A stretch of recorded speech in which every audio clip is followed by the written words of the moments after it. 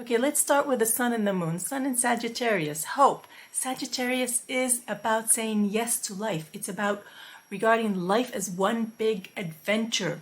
It's about seeing opportunities everywhere. Sagittarius wants to make the whole world their home. So we know that Kylian Mbappé is very good at languages. He speaks French, of course, Spanish, English, and he has more ambitions in that respect. So he's like the constant student, which is very Sagittarian, and always expanding himself.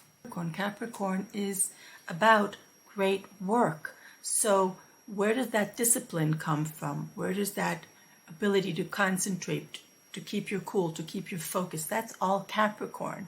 Okay, Capricorn must set a goal, and no matter how hard and how far it is, Capricorn always must keep his eye on the prize, or her, and keep going, forge through no matter what the difficulties. Capricorn needs to get to the top of the mountain. It's the sea goat.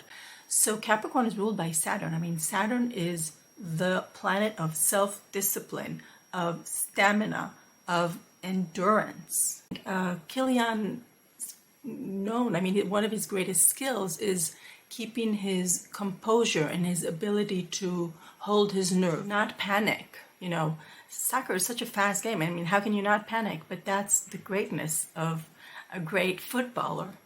And this is very Capricornian.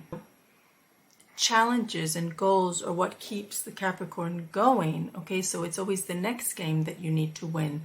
And that's why when he was asked after that, after he became that famous in that World Cup, he was asked, well, what are your future plans now? And he said, to win everything.